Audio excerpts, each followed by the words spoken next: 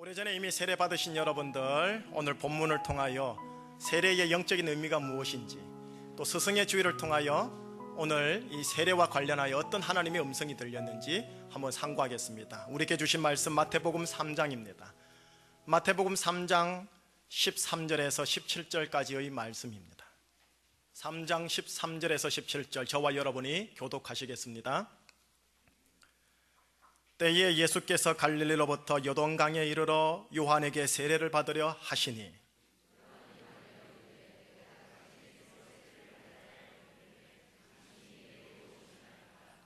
예수께서 대답하여 이르시되 이제 허락하라. 우리가 이와 같이 하여 모든 의를 이루는 것이 합당하니라 하시니 이에 요한이 허락하는지라.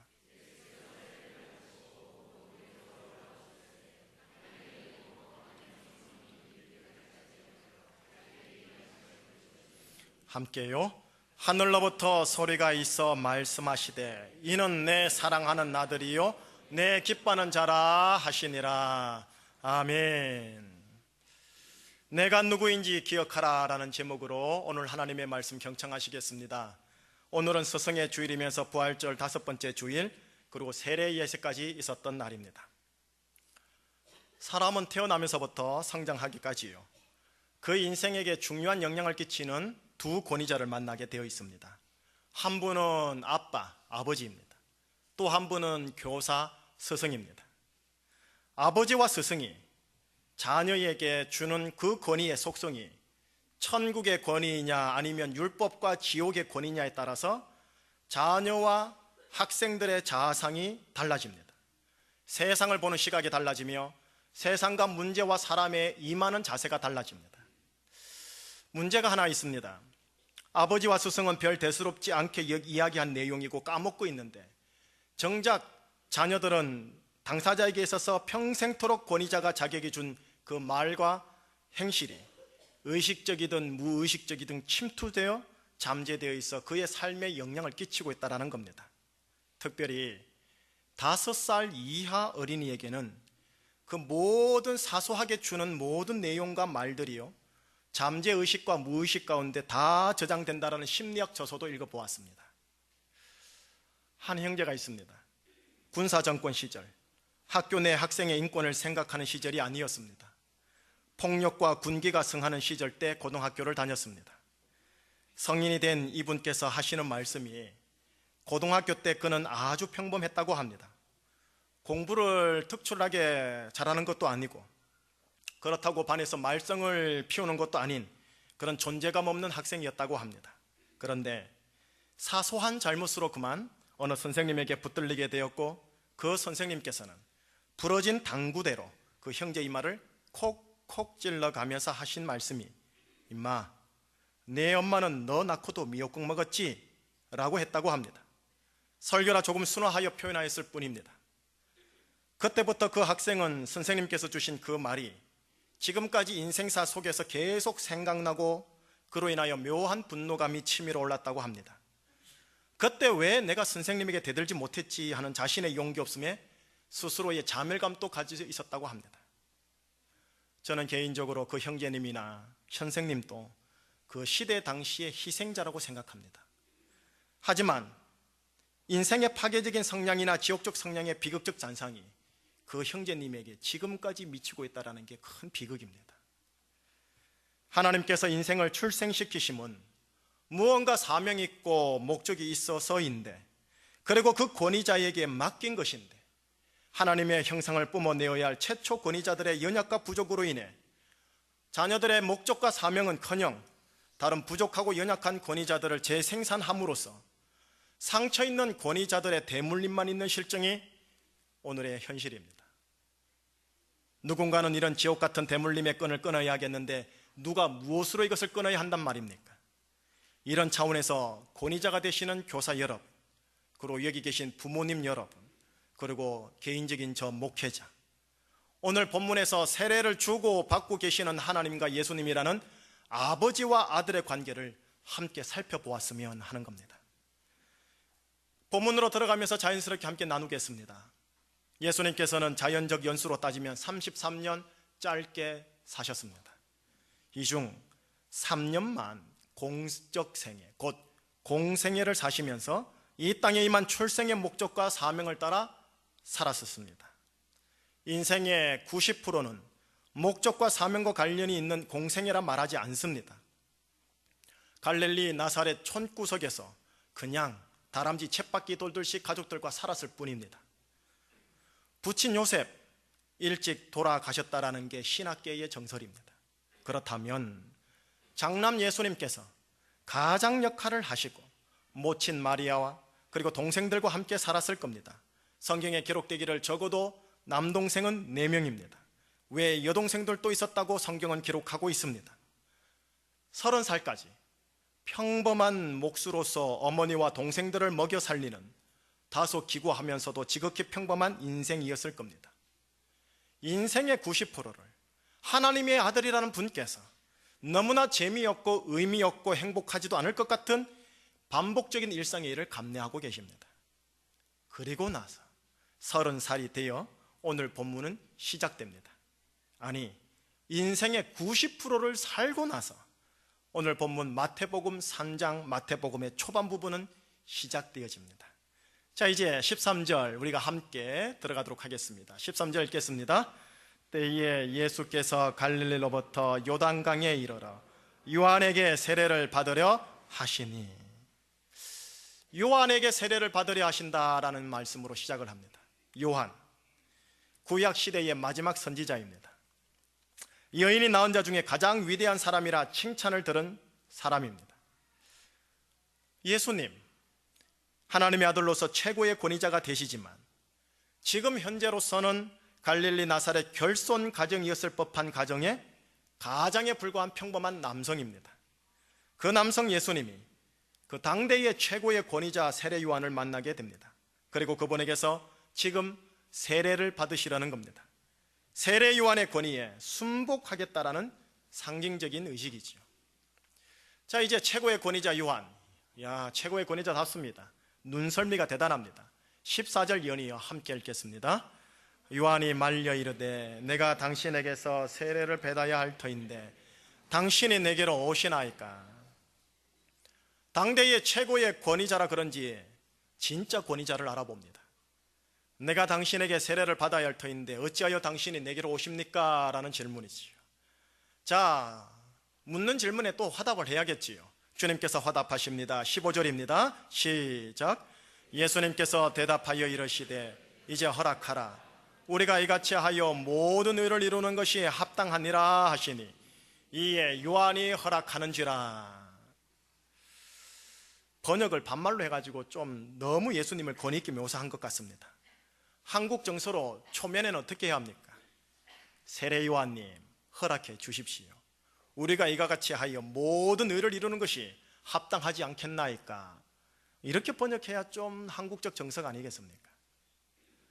모든 의를 이루어야 한다라는 예수님의 말씀에 세례 요한은 세례를 허락합니다. 의, 예수님에게나 세례 요한에게나 의를 이룬다라는 표현이 그냥 논어집주에 나오는 유교의 그 의라는 차원의 도덕을 넘어서 영적으로 너무나 중요한 것이었나 봅니다. 이 한마디에 세례 요한은 세례를 허락하게 됩니다.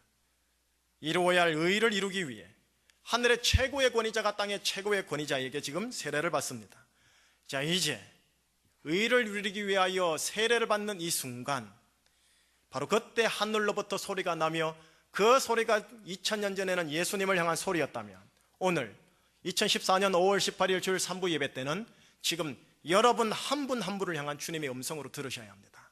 17절 말씀 함께 읽겠습니다. 시작. 하늘로부터 소리가 있어 말씀하시되 이는 내 사랑하는 아들이요 내 기뻐하는 자라 하시니라. 너는 내 사랑하는 아들이다, 내가 기뻐하는 자다라는 소리가 하늘로부터 최고의 권위자 되시는 만군의 여호와 하나님이 아들 되시는 이 땅에 있는 예수님에게 주어진 소리입니다. 여러분, 이 소리, 이 음성과 함께 예수님의 공생애, 곧 이 땅에 태어난 거룩한 목적대로 인생이 풀어지고 몰아가게 되고 예수님 그 스스로도 그 인생을 그렇게 꾸려가기 시작합니다. 천국의 최고의 절대지존의 권위자가 누구십니까? 만군의 하나님 여호와 아닙니까? 그분께서 천국의 권위로 땅에 있는 아들 예수님에게 선포해 준 말, 아들 너는 내 사랑하는 아들이다, 내가 너를 기뻐하노라. 이 말이 아들 예수를 향한 아버지 하나님의 권위 있는 말씀이었습니다. 이 천국의 말로 권위자 되신 하나님께서 아들 예수님에게 말씀해 주심으로써 예수님의 삶의 목적과 비전과 보람이 풀어지면서 남은 10%의 생애를 공생애라는 이름으로 마태복음 속에 기록되기 시작하였습니다. 그 시작이 세례였습니다. 세례는 이 하나님의 권위 있는 말을 받기 위한 거룩한 예식의 일종인 겁니다. 이제 여러분들에게 한번 물어봐야 될 것 같습니다. 여러분들의 생애가 대략 몇 % 정도 남으신 것 같습니까? 스승의 주일, 이 자리 스승과 아버지 되신 권위자 여러분, 우리가 맡고 있는 자녀들 몇 %의 인생이 남아있는 것 같습니까? 오늘 세례받은 최소 단위의 학생은 15살입니다. 이 시대에 100년을 산다 하면 15%를 살았습니다. 나머지 90%를 이제 예수님 안에서 공생애 같은 인생을 살아야 할 멋진 사람들 아닙니까? 오늘 세례받고 입교하고 또 예전에 세례받으신 여러분들, 여러분들의 성부와 성자와 성령 하나님의 이름으로 세례받고 입교하는 이 거룩한 예식이 정녕 하나님 아버지 앞에서는 어떤 의미인지 아십니까?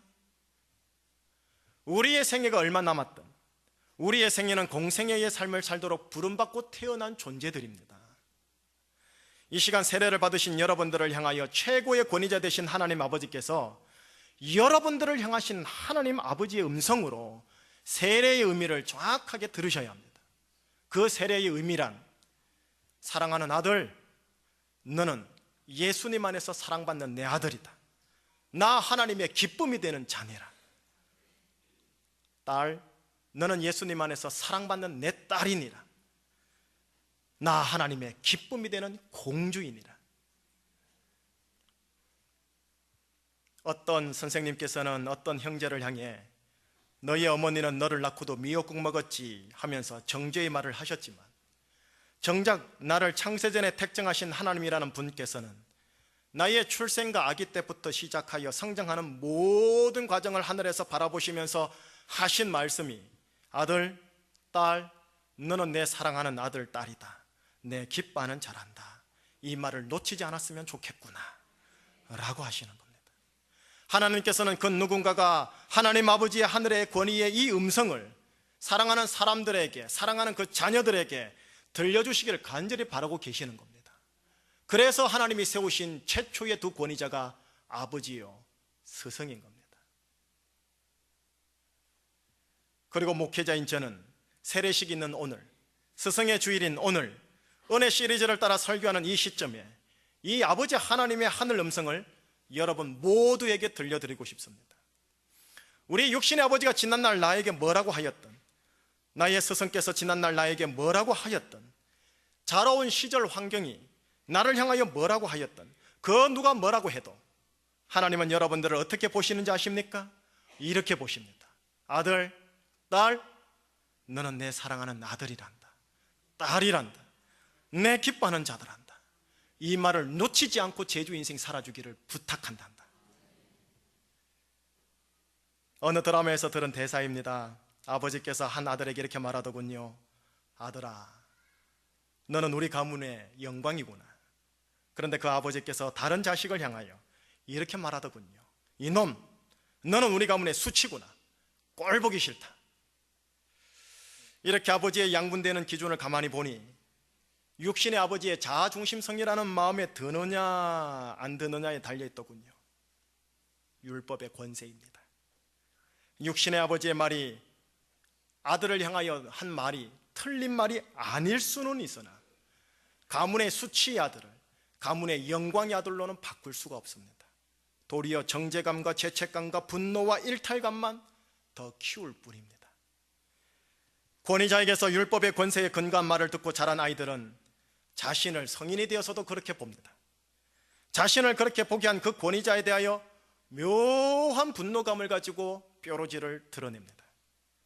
자신도 그런 권위자와 동일한 모습으로 하나님께서 나한테 붙여주신 자녀들을 향하여 아버지께로부터 받았고 스승으로부터 받은 것들을 그대로 대물림으로 흘려보냅니다.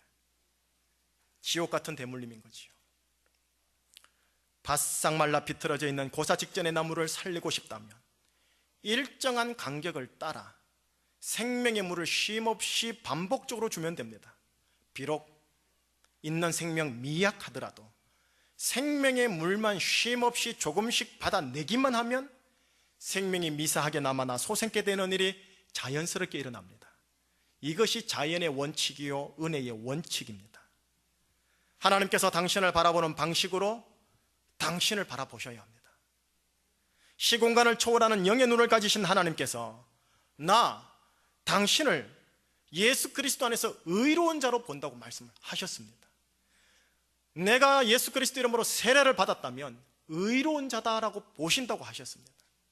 그러면서 오늘 본문의 말씀 마태복음 3장 17절을 통해 여러분들을 보고 계시는 겁니다. 자, 다시 한번 자막을 통해나 여러분들 성경을 통해 마태복음 3장 17절 함께 읽어보겠습니다. 시작. 하늘로부터 소리가 있어 말씀하시되 이는 내 사랑하는 아들이요 내 기뻐하는 자라 하시니라. 이는 내 사랑하는 아들이요 내 기뻐하는 자라. 이는 내 사랑하는 딸이요 내 기뻐하는 자라. 마태복음 3장 17절은 여러분 겁니다. 여러분을 향한 하나님의 음성입니다. 나를 향한 하나님의 음성입니다. 그리고 여러분 자녀들을 향한 하나님 최고 권위자의 음성입니다. 하나님께서 나를 이렇게 보는데 왜 내가 내 영혼을 향하여 지옥의 말을 선포하는 겁니까? 하나님께서 나의 자녀들을 이렇게 보는데 왜 내가 내 자녀를 향하여 지옥의 말을 선포하는 겁니까? 내가 하나님께 사랑받는 아들이요 하나님께서 기뻐하는 자인데 왜 내 인생 스스로 파괴하는 행동을 하시는 겁니까? 왜 스스로 파괴하는 말을 자기 영혼에게 하는 겁니까? 내가 하나님께 사랑받는 아들이요 하나님께서 기뻐하는 자인데 왜 거짓으로 자기와 남을 속이시는 겁니까?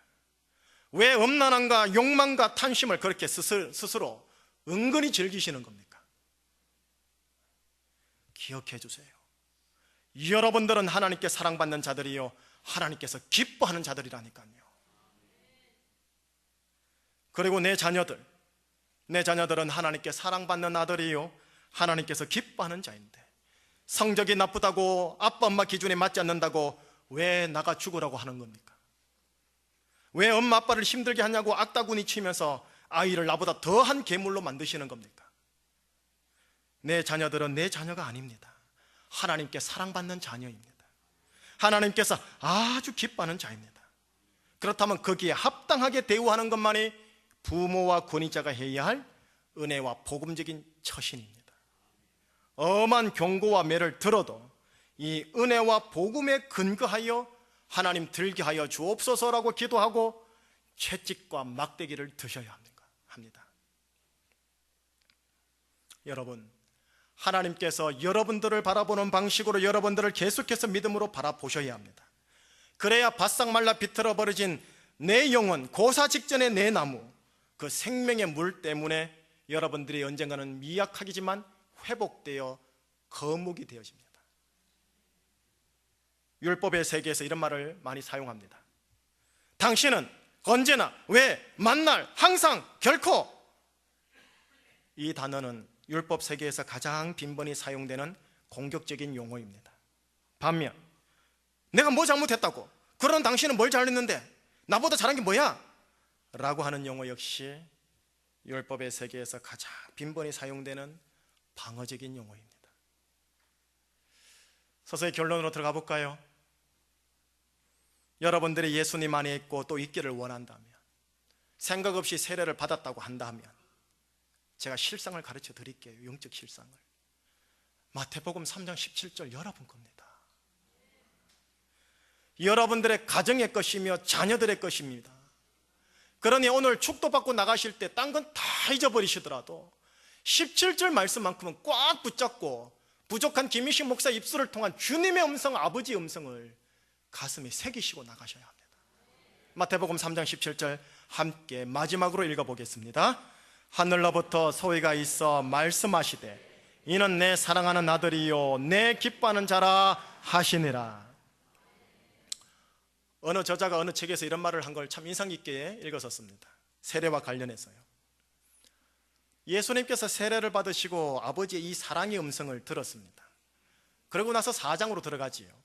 4장에서 그분의 공생애의 첫 시작이 어디서 시작되냐면 배고픔과 외로움이라는 광야입니다.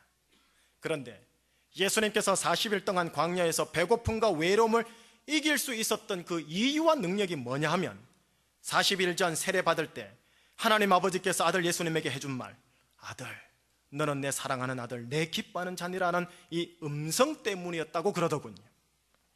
공생애의 마지막 날 십자가 상에서 나의 하나님 어찌하여 나를 버리셨나이까 라는 절규에서도 마지막 음성, 아버지여 내 영혼을 아버지 손에 의탁하나이다 라고 말할 수 있었던 그 능력과 이유는 그 옛날 세례 받을 때 하늘 하나님 아버지께서 아들 예수님에게 한 말, 아들 너는 내 사랑하는 아들이다, 내 기뻐하는 자다 라는 이 음성 때문이었다고 하더군요.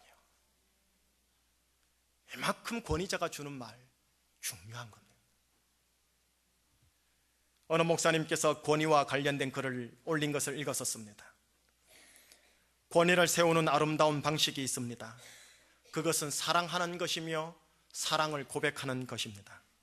부모는 아이에게 자주 사랑한다고 말해야 합니다. 부드럽게 안아주고 만져주면서 사랑한다고 말해야 합니다. 사랑이 가득한 시선으로 아이를 바라보면서 왜 이렇게 예쁘지? 라고 말해야 합니다. 세상에 이렇게 예쁜 아이가 또 있을까? 라고 말하며 미소를 지어야 합니다. 너를 보고 있으니 너무 행복하구나 라고 말해야 합니다. 그럴 때 그 아이는 실상은 엉망이라 할지라도 건강하고 아름답고 사랑스럽게 잘 자라게 됩니다. 남편은 아내에게 사랑한다고 자주 말해야 합니다. 교사는 아이들을 사랑한다고 너희들 때문에 기쁘다고 자주 말해 주어야 합니다. 목회자는 성도들에게 주님의 이름으로 사랑하고 또 사랑한다고 수없이 반복해서 말해야 합니다. 그럴 때 성도들은 율법이 아닌 은혜의 힘으로 힘을 얻습니다. 목회자는 주님을 대표해서 말하기 때문에 성도들은 주님으로부터 사랑의 고백을 받은 것처럼 그 영혼이 힘을 얻고 행복해집니다. 목사님, 제가 그렇게 말할 자신이 없어요. 말만 하고 행실 안 하면 위선자잖아요. 복잡하게 생각하지 마세요. 단순하게 믿음으로 반복하는 말부터 시작하자라는 겁니다. 처음에는 말하는 것조차도 어렵겠지만 믿음으로 반복하면요, 희한한 것은 내 심령에서 사랑하고자 하는 심령이 회복되는 겁니다. 나 자신부터 먼저 변화시키십시오. 사랑의 고백이요, 미움, 분노, 저주의 권세를 무너뜨립니다. 마태복음 3장 17절, 사랑하는 자매님들 거울 보듯이 보셔야 합니다. 형제님들 스마트폰 보듯이 보셔야 합니다. 내 심령을 하나님의 음성으로 계속 울리게 하셔야 합니다. 그리고 마태복음 3장 17절을 가지고 남편과 아내와 자녀들과 교회 지체들에게 흘려보내는 일에 있어서 변화를 일으키셔야 합니다. 지난주 설교 말씀 기억납니까? 하나님은 그의 말씀을 보내어 그들을 고치시고 위험한 지경에서 건지신다고 하였습니다. 오늘 하나님께서는 마태복음 3장 17절을 우리에게 주십니다. 이 말씀이 내 자아와 가정을 고치시고 위험한 경지에서 보내주신 하나님의 음성 말씀입니다. 여러분은 하나님께서 사랑하는 아들입니다. 하나님이 여러분들을 사랑합니다. 법과 율법과 의를 강조하는 김희신 목사는 실망할 줄 몰라도 여러분들의 실상을 보시고 아시는 하나님은 그래도 사랑합니다. 여러분은 하나님의 기쁨이 되는 자입니다. 목사를 실망하게 하는 행실을 보인다 할지라도 하나님의 눈에는 여러분들이 내 기뻐하는 자다, 내 기뻐하는 자다, 내 기뻐하는 자라고 지금 또 하늘에서 여러분들의 인생을 향하여 울려 퍼지게 하고 있습니다. 죄악을 짓는 행위를 어쩔 수 없이 하는 내 자신을 보는 상황 속에서도 마태복음 3장 17절 속에서 내가 누구인가를 항상 기억하고 잊지 마시기를 부탁합니다. 이 음성, 이 말씀으로 이제 여러분들의 남은 생애가 몇 %인지 모르겠지만 5%든 95%든 여러분들의 공생애의 광야와 십자가의 길, 의의 길을 잘 가시길 주의 이름으로 축원합니다. 기도하시겠습니다. 하늘로부터 소리가 있어 말씀하시되 이는 내 사랑하는 아들이요 내 기뻐하는 자라 하시니라. 주님, 내가 예수님 안에 거합니다. 현실적 실상은 하나님 앞에서 매네매네 되길 우바르신 부족한 것 있지만 내가 예수님 안에서 하나님의 아들 되어 하나님이 나를 바라보실 때 아들, 너는 내 사랑하는 아들이다, 내 기뻐하는 자다, 이거 의식하면서 살아가다오. 혹시 죄악의 길에 있다 할지라도 이 아버지의 이 음성을 잊지 말고 기억해다오 라고 오늘 본문에서 말씀해 주셨습니다. 여기 계신 주님의 사람들을 축복하오니 주님의 아버지의 사랑하는 아들로서 제주 인생 더더욱 실상으로 하나님을 기뻐하게 하는 일에 쓰임받는 인생 되게 하여 주시옵소서. 예수 그리스도 이름으로 기도합니다. 아멘.